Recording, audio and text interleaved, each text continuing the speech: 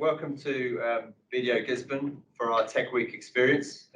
We're focusing today with our panel on the challenges of COVID and what we've learned from that and success stories that come out of it. And we've got a range of experts today from BDO Gisborne to answer those questions with client stories. I was going to start with you first, Steve. Sure. You know, it was strange times. No one knew what was going to happen, and we don't know what's going to happen next. Can you share some of the stories of successes that came out from your experience with your clients? Yeah, absolutely. Well, there were some successes, which is great given a time when I think we're all feeling challenges in different ways, being pulled in different directions, and for a lot of us doing things that we've just never had to do before.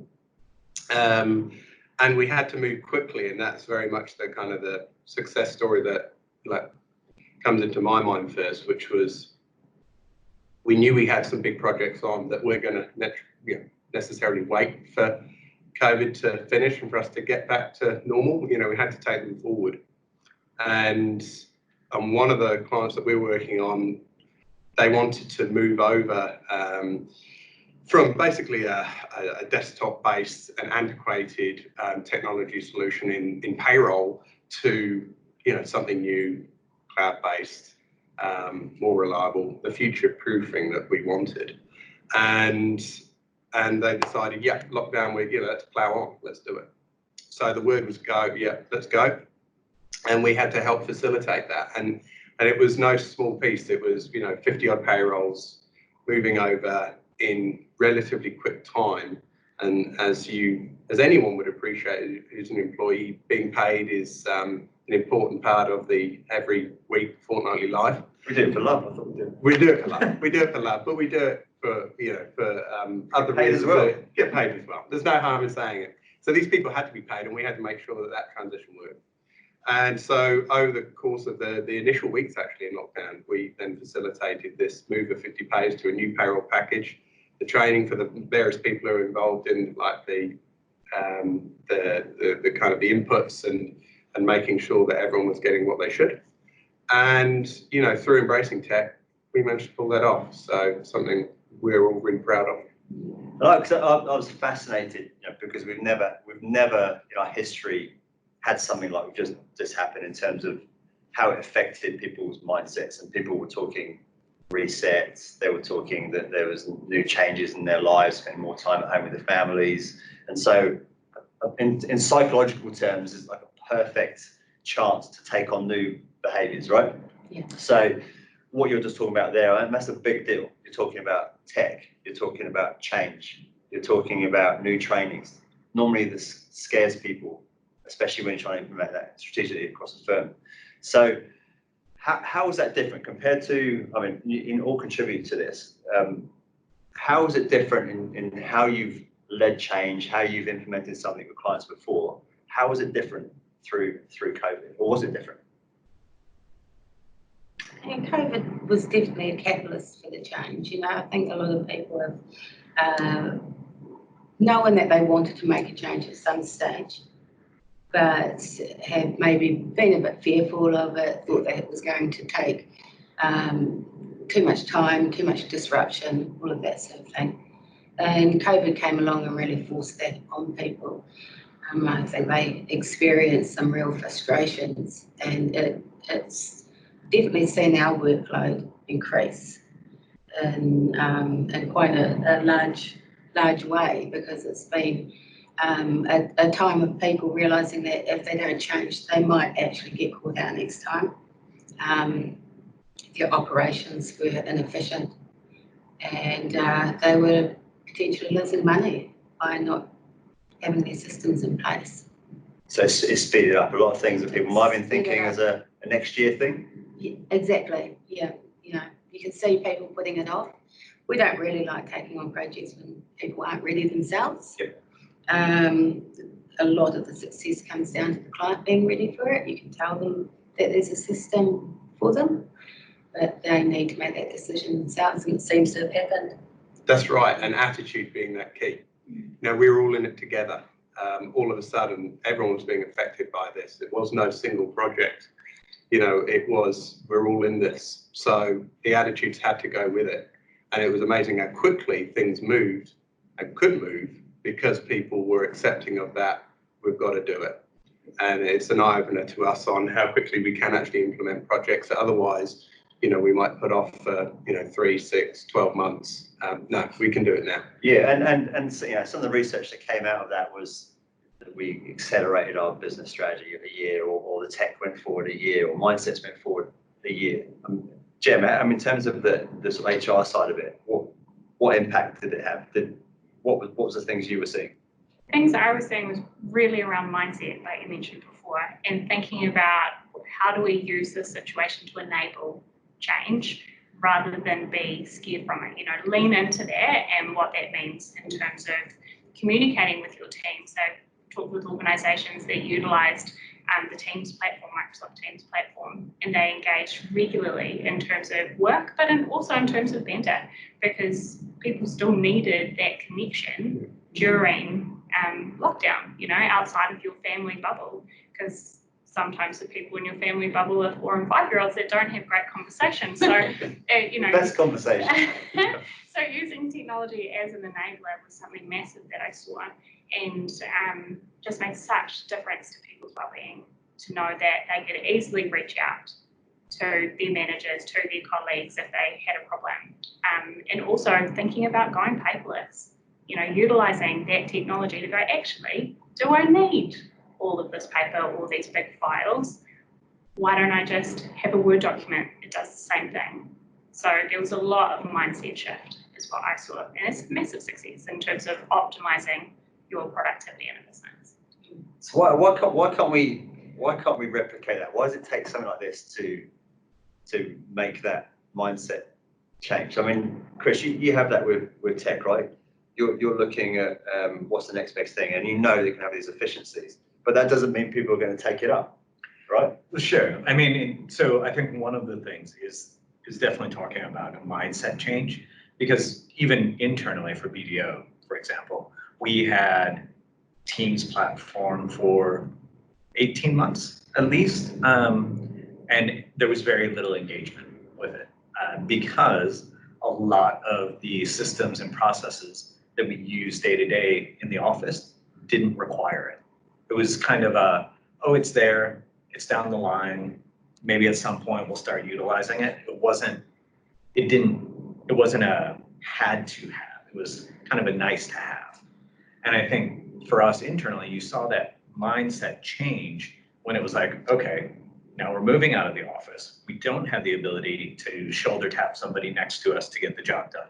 We can't go into somebody's office and hand them a sheet to sign. We had to quickly look at the things that we needed to be able to get the job done. Talking about digitizing processes, right? So the ability to say, this is what I need to get my job done. This is how it's going to look in a digital format. And the reality is that until you're committed to making that change, it's always going to sit in the, I've got other work to do. Yes. I'm going to get that done first before I start looking at how I can be more efficient. You don't have that impetus for change. And realistically, that's what the lockdown provided us and a whole bunch of our clients. It was that impetus for change. We know we can't keep doing the same thing that we did before we went into lockdown. It just wasn't going to work. You wouldn't survive otherwise. That's right. And commitment, you use the word commitment, and that's key for me, because there's the idea that commitment comes with it, and almost an acceptance of some sort of disruption, which, you know, obviously with any sort of project management, you're trying to minimize that as much as possible.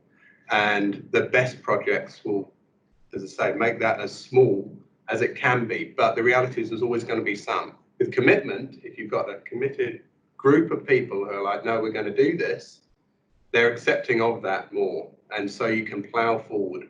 And so long as you've got the nimble support teams, and we were lucky enough to have those through people like Chris, we always had that safety net that, in fact, you know, we can continue to move at this pace because these guys are working in the background to make sure, smoothing out all the kinks as we went.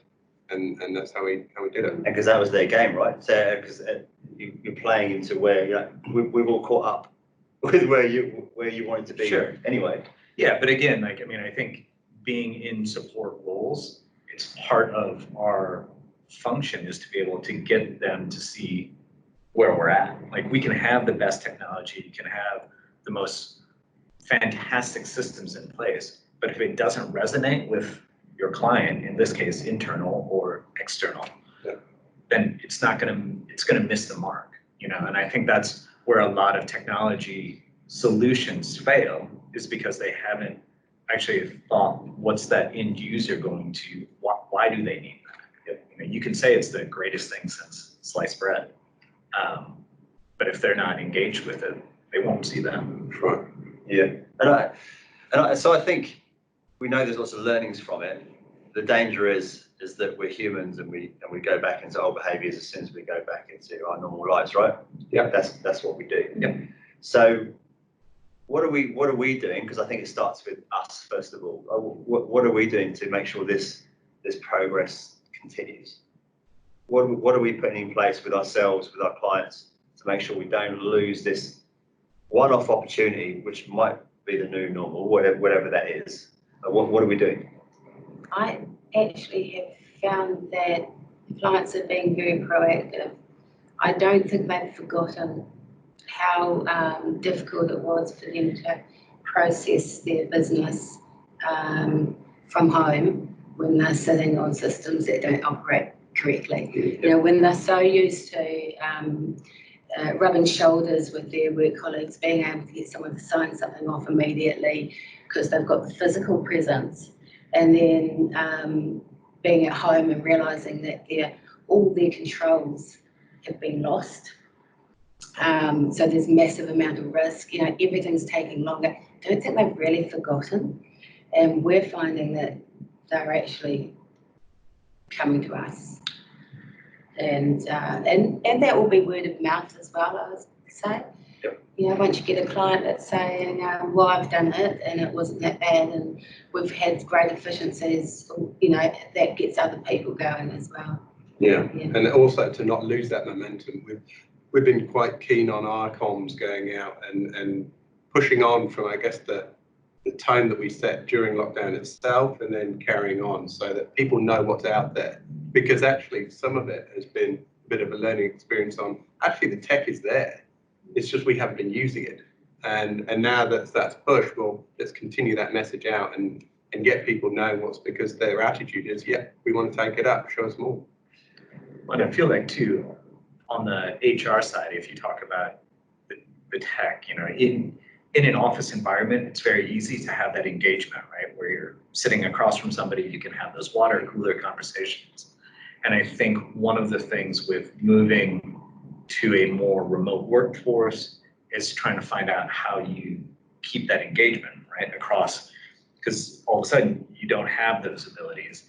That doesn't necessarily translate right when you get back into the office, but I think you probably, Jim, have that experience about keeping a workforce engaged both in an office environment, remote, especially with some of the clients that live up the coast and work up the coast, and what that looks like. Right? It's all about communication, in my experience with the clients that I've been working with recently, and how they do that and maximizing technology to do that. Examples being holding meetings via, Zoom, so that there's travel components that are taken away from that, and that allows for efficiency and cost savings, especially when you're engaging an external consultant to come on site, rather than traveling 3 hours and the costs and things associated with that. So there's definitely been gains there. And there's also an element of trust with your remote workforce as well. You really have to have built that trust in your employment relationship to make all of these things that we're talking about happen. If a business is investing in this technology and they need the commitment and the trust from the employees to, work through that. And of course, with any change, there needs to be trust and communication. That's absolutely key. Otherwise, you're not going to get the uptake because there's resistance. Oh, I'm scared. What does this technology mean for me and my role? So that would be, in terms of engagement, those are the cornerstones as well, I would say. And these are all things that we talk about as good business, right? trust, communication. But I guess we talk about them. Do we do them? You know, and I think what I saw through COVID is they were tested, and you couldn't fake it. So if you laid the foundations for trust and communication before COVID, you would have been okay through COVID. You know, because it was already there. And if it wasn't, then you've just laid it way open. You've got two choices. You either try and hide it, which is not the best option, or you do something about it. So moving on from COVID, if the mindset's right that, okay, we've learned something, I want to make a change. Yeah. What are the sort of things that you're suggesting that we keep this moving, we keep these good learnings moving for the good of the business? Yeah, well, there's certainly plenty of easy wins, I think, for that we've seen that clients are taking up in kind of the accounting world and kind of the wider environment that we deal with. You know, just to name a few, you know, we're seeing document management, you know, paperless being an obvious example, but there's more than that with, you know, apps out there that connect with suppliers, connect with your bank and make that whole process that much simpler. You know, you're talking approval process. As businesses grow to a certain size, they need that kind of established approval process through it. And a lot of that can just be done electronically these days. So why not do that? And then, you know, in payroll, there continues to be, you know, huge amounts of gains there to be made. There's a lot of legacy systems that are just there because that's what we've always done. And there are better options out there now that connect in with some of the more modern accounting apps too. So, you know, let's explore those.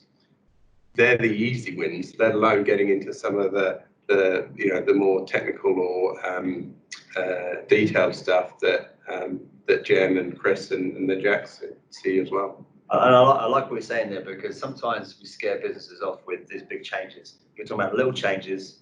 You're talking about step by step, something that's not too scary that everyone can do that will have a big impact. Yeah. And is that the same across different areas? Are you seeing that same in your space as well? Yeah, Steve's talking my language. And that's good. That's a good thing to communicate, isn't it? Because I think people don't come forward because they're worried, oh, am I going to be laid bare that I've got these deficiencies, or am I going to be able to put this into practice? But you're saying it's actually some simple steps that we can guide them through.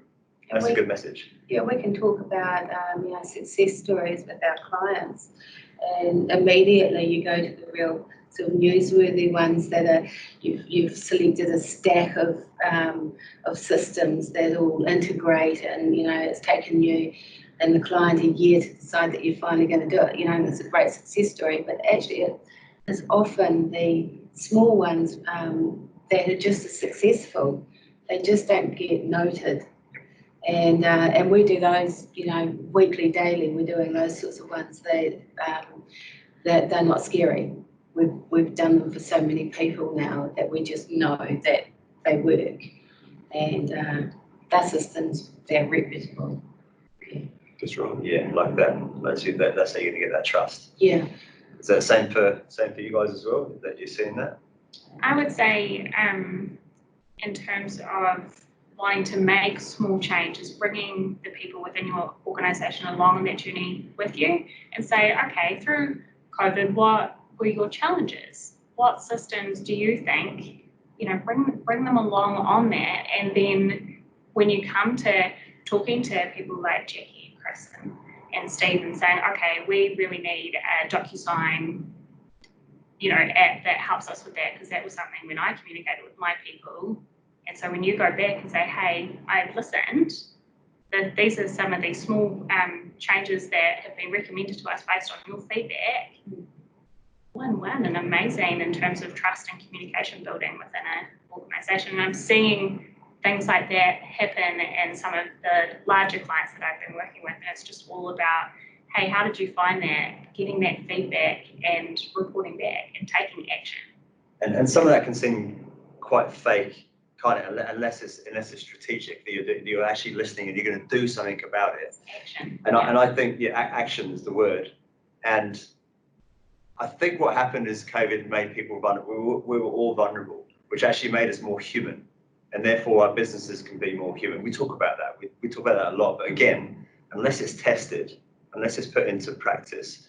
I mean, I was going to ask you about the pulse survey stuff, because I know post-COVID, there's been organisations saying, look, how do we start that conversation? Because no one knows what to do, and they don't know what to say. And because some people it was an amazing experience, and some people it was a worse experience. You've got everyone in your organisation.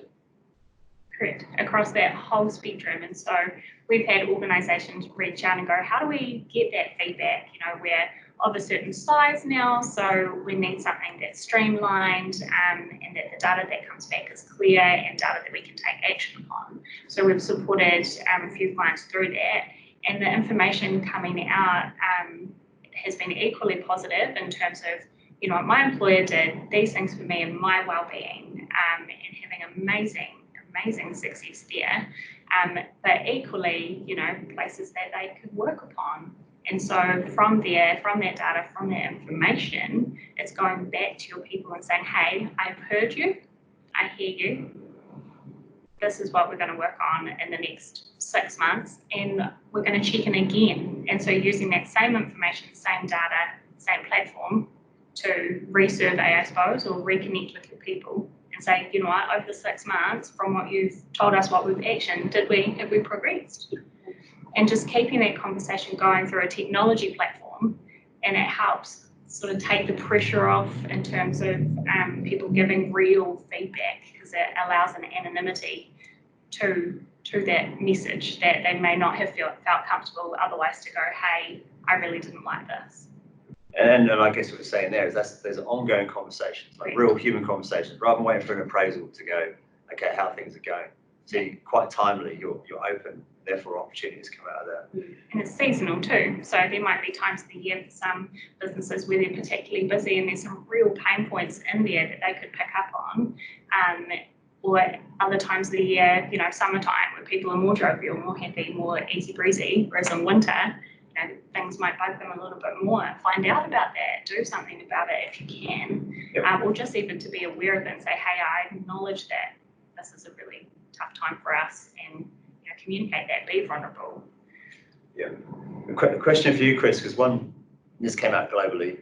One of the big trends was this trust in remote working, which some businesses have really picked up and run with, and some have just been resistant because maybe there wasn't that trust there to do that, and so it was forced, and it either worked or it didn't. What's been your feedback on? Is that going to be the new normal? Is it really like we're all going to be like Google and we're all going to work from the beach, or is there something a bit more? No, I mean, I think realistically, it's going to be different businesses are going to have different needs. And so when you talk about a remote workforce, I think you also have to look at how your own organization is already set up. So if you've already got an engaged workforce that you are used to having regular communication with, regular interaction with, transitioning to kind of a more remote or more days out of the office is going to be relatively straightforward. If during lockdown it was something that was forced on and it's not something that your company was ready for or used to dealing with, then you're going to see those struggles still there when you've come back to work. So I think, you know, it sounds simple, but it really starts with that communication. And I think because the people throughout an organization, and this is true both from a problem solving, but also from an engagement perspective, the people that are closest to the work are the ones that are going to come up with the solutions. You know, there are clearly people who were ready to work remotely and felt like every day that they can work from home, they're set up in a way that makes them very productive. And that's reflective in the work. You have other people who, either because of their current role or because of the way that their home office doesn't exist and they're working off of a beanbag on, you know, a table in the middle of the kitchen, and they have to deal with all of that, they're never going to be productive. You know, so I think it's definitely not like we've just been through, everybody work from remote, like this is the way it's going to be moving forward. The reality is it's not. You know, and I think it's really important that you listen to the feedback from people as they come back into the offices as they share their experiences, and you have that flexibility to find out what works best. It's definitely not a one-size-fits-all approach. And I think, if anything, that's what lockdown has also shown, is you can't just take, oh, this worked for company X, it's definitely going to work for company Y. And I think having, within our organization, a breadth of knowledge across all these different pieces allows you to look at something holistically and say, no, yeah, it may have worked for your best friend because they were set up with the right stuff. Your company still needs a little ways to go. We can help you get there. But if you try and just jump feet first, it's probably not going to work so well for you. And I think we've been sold that one size fits all, haven't we? It's very convenient. It's like the hack to, if you do this, this company does it. If you do this, this will work for us. And what I'm hearing is basically listening to your staff. More than that is gaining intel across your business, which includes your accounts, right? Because I know from a lot of businesses that we work with is that we're moving from a once a year thing to, oh, actually, we should be looking at this all the time. And what information can we get out of that account? And can we get that information out right now, this afternoon, tomorrow? So we're moving into that more of that acting on something as soon as it happens and getting that data coming through the business, whether that's the human side of things or the financial side of things as well. Yeah, that's a great combo. It's a really important point, and you're right. I mean, if ever there was a time, like in the current economic environment, the pressures that are out there almost demand that kind of real-time information so that people can make good decisions, because they're trying to navigate through really choppy waters. So you've got to know where you're at, and the finance piece then plays an important part of that. And tech is great at that, because we're seeing more and more of that kind of embracing of technology, which allows you that real-time picture, where you have a good idea of, how profitable you are, what your position is like, and perhaps most importantly, where's cash? How much? Where's cash now, and where's cash going to be in a week from now, a month from now, a year from now? And so we're seeing that a really large uptake in that space. A lot of the work that that's coming out of business transformation team right now is actually in that forecasting model stuff. That's where people want to go, and that's where they want to know. We're having regular meetings with those kinds of people where you've got the models to build to go in that. They've got the inputs, so they're the keys, but they don't quite have the knowledge or the skills perhaps to go that step further, and that's where we can help. And so it's an exciting place to be, because it's then enabling businesses to stay alive and beyond that thrive, because they turn it into an opportunity and perhaps unlock some new revenue streams that they didn't even know were possible. Yeah. And I think, and again, what I like about hearing here is you're giving the agency back to the business, which is what they want, right? They want to have that control.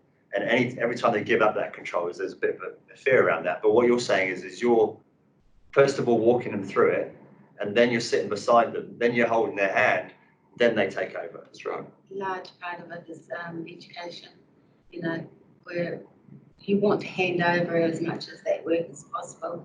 I mean, for me, if I was a business owner, I'd rather be spending my money on getting some really good advice about how to run the business rather than how to get a report out or how to, read that report. You should be able to sit down and have a really intelligent conversation with your accountant about your own business.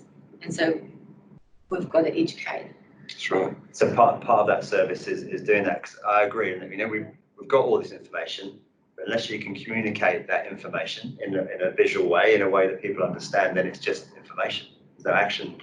That's right. Comes through it. So have you got examples of that, Jackie, where you've the education side of things? We've put some programs together. We've got coloured accounting coming up, which is a really, really quite a neat course. It's workshop based, and it's really for people that have ended up in a position where they might be running a part of a business or their own business. They don't have that sort of financial literacy, but they need to know a little bit more than and what they do, and it's a nice sort of workshop, easy workshop for people. But we're constantly educating in the systems that we provide our clients, and you are initially educating them about how to get process their transactions into the system. But the ultimate, isn't it, is when you actually see them starting to use what comes out of the system to make better decisions, and that's another step in itself that a lot of people don't take. Yeah. They put the information in, the accountants interpret it, they do a tax return, and it's done and dusted, and it's like, well, no, that system's got a whole lot of stuff it can tell you. You can pay that system off in a month by making one good decision. Yeah. That's right. Yeah. So we're talking about strategy, a forming strategy, which in these current times is not something you do every 2 years. It's something that's continuously happening. One to mitigate risk, but also to make most of opportunities. I mean, there's something in our region. I mean, the viewers will know this going out, is that we're remote anyway. Yeah. So we're always trying to make opportunities of things. We've had to. It's in our DNA. We have to. And so there's things happening like internal tourism. All that stuff happening is, unless you've got good information, how do you prepare for that? That's right. That's right. Well, I think in the past, when the business environment seemed more stable, it was easier to fall back on, this is the way we've always done it, so I'm going to continue to. I can do yearly appraisals with my staff because that's the way we've always done it. Nothing's really changing. I can just worry about getting information into a system, not worry about the outcome, because year over year, the business is basically the same. It's not changing. And so I think, again, that disruption that we talk about with COVID and the lockdown and the pandemic forced people to reevaluate and realize that it's not the same old. And so being able to be more nimble and starting to look at almost continuous improvement of how you interact with your people, how you interact with your business information, and how you interact with your systems is the only way you're going to move forward. Because if you do fall back into old habits of yearly, just doing things once a year or quarterly even, you're going to miss out because it's just changing too rapidly now. Mm. And you're seeing that across with your clients too? Yeah, absolutely. You can't help but think that things are going to continue to stay at that pace, that demand, because that's where people, it's been set. So, if we can keep going at that pace, then let's do it. But I think there's an important point here, and Chris was touching on it before, is that tech's great and adoption of tech is great, but there's also a massive people piece here and continues to be. And so we can't lose sight of that too. The idea of connecting with those people and them still driving it. There were plenty of examples for us as a firm where, in fact, adoption of tech led to inefficiency for one way or another. And I think a lot of people can resonate with that. So it's not like it's the be all and end all just to dive in with no idea how you're going to use it or anything like that, because in the end, that may end up costing you. So, people talk about the new normal, and yes, it's the new normal, but the guys are right. There's the new normal, the right new normal for everyone, but it's really about new balance. It's getting that balance right between the people piece and then the technology piece.